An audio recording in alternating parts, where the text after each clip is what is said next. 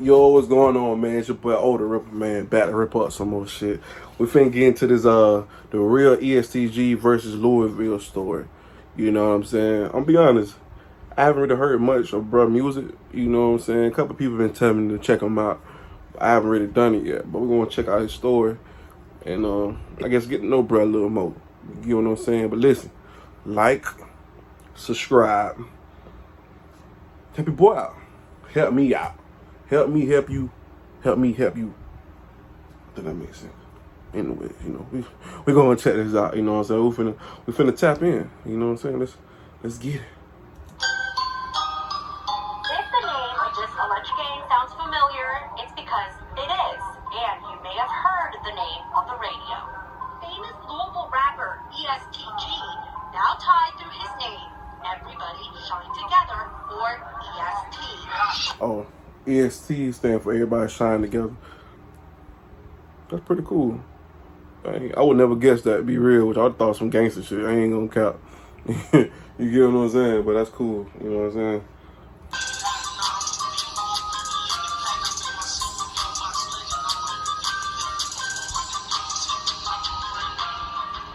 George Stone III was born May 11, 1994 in Louisville. So where G come from? Nigga, real name is George. All right now. Kentucky. Initially, he grew up in the Clarksdale projects before they were torn down. This forced his family to move to the 5500 block on Riata Drive. This side of town is known as Newburgh, and although in the past it was considered the calmer side of town, over the years it would earn an entirely new reputation. Growing up, George was mostly sheltered from the street culture. He attended an all-boys school called St. Xavier High. He always had an interest in sports, and it turned out he was an exceptional football player. While playing football as a freshman, George would meet Jeremiah Neal, who was also known as YOG Peso. Peso would take him under his wing and become a mentor to him. He was a senior while George was a freshman, and both were looked at as the two-star players from the school. The two became very close over the years. It's important to note this now, because their friendship would later start a war in the city. The school that they attended cost tuition, so it was always his goal to get a scholarship playing football so he could get a free ride through college. As his high school years came to an end, his dedication as a linebacker paid off. He got multiple letters of interest from different Division I programs. Initially, he attended Indiana State for an entire year, but then transferred to Sacramento City College. He was quickly making a name for himself, and even more offers started pouring in from even better schools. He transferred once again to Stephen F. Austin University in Texas. It was here that he played his best season yet, totaling over 111 tackles and giving him the possibility of playing in the NFL. Unfortunately, this excitement was short-lived and he went undrafted by any teams. Now he was at a crossroad in his life. Until this point, the only thing he saw himself doing was playing ball. I ain't gonna count, but I gotta be kind of a painful feeling. You know what I'm saying? Go your whole life playing a sport that you love to get to where you want to get to, like the NFL for football, and not to get drafted. Like how teams look at you, like we don't need him. And you could really be better than a lot of the players they drafted, but you know what I'm saying? That gotta be a disappointing feeling. You get what I'm saying? Like I know I'd be hurt for real. Like definitely missing some nights of sleep off that one. I ain't gonna count. Ball.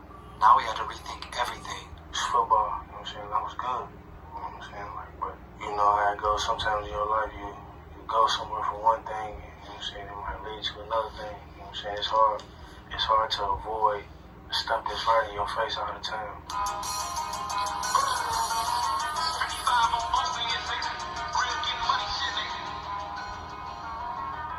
While in school, he met a lot of people, some of which had ties to the streets and were making serious money across the states. At this point, George had one goal only: make money. He started working with some of the people he met, making deliveries state to state, and the money started coming in. But with it also came the risk. On one of his trips, he was pulled over and taken into custody. Now he was facing a potential of 10 years. Prior to this point, his family had no idea he was involved in this, and they thought he was still focused on football. But little did they know he was making money and had no intentions of going back. Luckily for him, he was bailed out by no other than YOG Peso, his old football mentor from high school. And because he had stacked some money away, he was able to pay for a good lawyer who got him only 5 months behind bars. He and Peso would reunite after his release, and once again, Peso offered to mentor him. This time, he wanted him to rap, and this would birth the career of ESTG.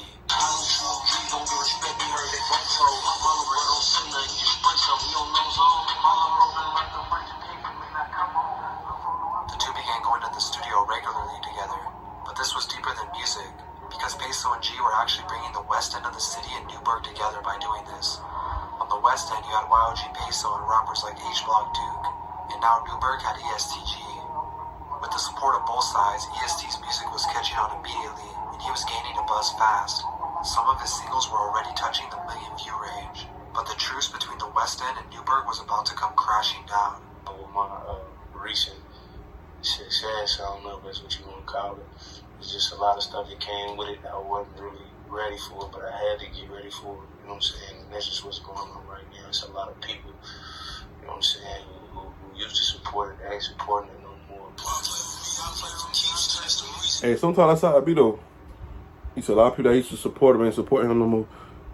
It be different reasons, you know. Some be hate, you know what I'm saying? Because some people feel like, well, you done got better than me now. I don't want to help you.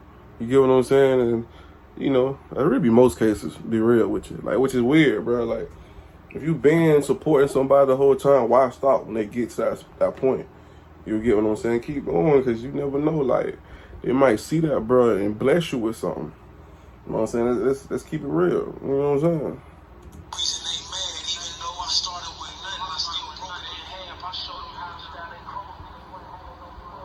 On July 8, 2019, ESTG, his crew, and the guys from the West End were all in the studio.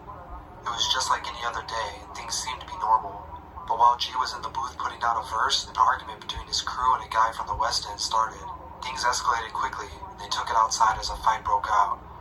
Moments later, a gunshot went off and took the life of a man named Big O from the West Side. Big O was a well-respected member of his neighborhood, and although Peso and G initially brought everyone together, in an instant, none of that mattered.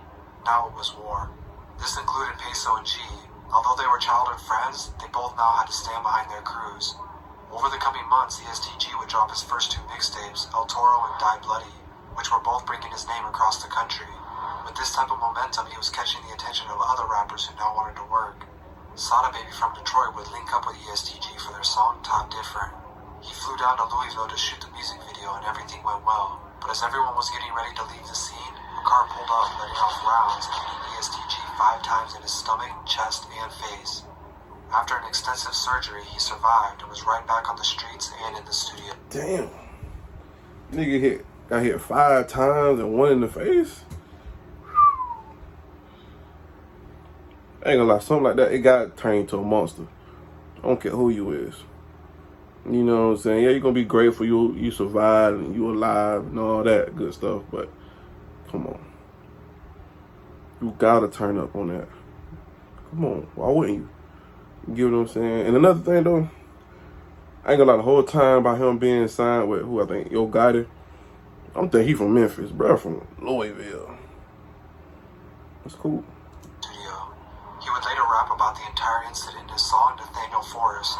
His career was on the rise, but the war was only getting worse in Louisville. This is where the story gets crazy. He's accused of shooting and killing a 3-year-old girl and her father less than a year ago, and this morning he's out of jail.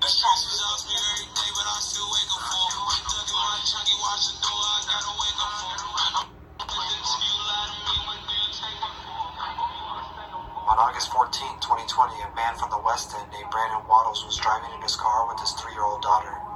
Brandon was also an up-and-coming rapper from Louisville and went by the name The Real Lil B. He and his daughter were driving through the West Side neighborhood of Jacobs when Kevon Lawless from the EST side allegedly pulled up, letting off shots. Unfortunately, Brandon and his daughter would pass away on the scene.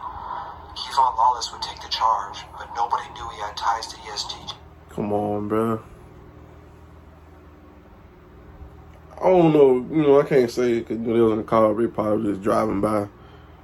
But you can't be doing that type of activity when kids around, bro. I don't care how gangster you is, you gotta keep the kids out of it, bro. You feel me? Like, come on, bro. Like, that's really a sad situation, like, on the real. Like, come on, you gotta do better, bro. Like, come on, man. Tighten up. GG at this time.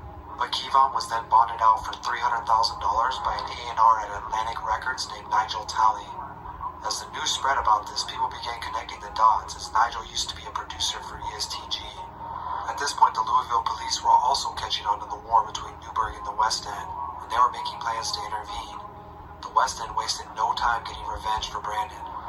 On October 2nd, 2020, one of ESTG's closest friends, Austin Floyd, was visiting the West End on 36th Street. He was gunned down. This was obviously a huge deal for G, as he was his right-hand man and appeared in many of his music videos. Just weeks later, on October 23rd, Reginald Johnson from the West End was driving down a Highland Road, and he too was shot and killed. At this point, the West End and Newburgh were Them boys get back to back to back. Like, you take one ours, we take one of yours type shit for real. Like, these boys ain't even bullshitting, bro. Like, that's why you gotta, before you get in these streets, bro, you gotta know what come with it. You know what I'm saying? Don't be half-stepping, bro. You gotta be fully engaged in this, bro. Like, you see how crazy it get for anybody. Come on. were trading body for body to the point of no return. Both sides started clicking up with other neighborhoods, expanding the war between them. The West End then changed their name to the Wolf Pack, but at the same time, he was only becoming more and more recognized as a rapper. His career is skyrocketing, and he even signed a Yo Gotti CMG label. With this, he collaborated with other mainstream rappers like Lil Baby and 42 Doug. His name was reaching new heights, but it was hard for him to celebrate as things back home started to come crashing down. The Louisville Task Force had been watching and monitoring EST and his crew for almost a year. Their investigation started after Kevon Lawless was bailed out by the A&R at Atlantic, and everything started to add up for them. On top of it, G had used lyrics in a song where he said "Free Kevon Lawless," which they used as evidence. 10 people have been indicted as part of a drug trafficking bust. WOKY's Lauren Adams explains how the task force is working to make Louisville streets safer.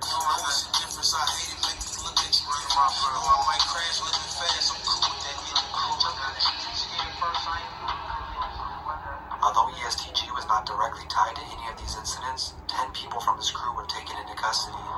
G remained free, but he now had to keep moving without the help of 10 members. Meanwhile, on the West End, rapper H-Block Duke started to also gain a buzz after releasing his diss track titled EST. This song helped kickstart his career, and now it's 2 rappers from Louisville bringing the war into hip-hop. All of this started from one petty fight in a studio that turned friends to enemies. Had this never happened, it's possible Louisville would have been united and winning together.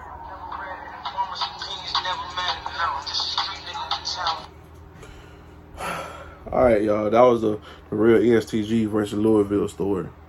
I learned a lot for sure.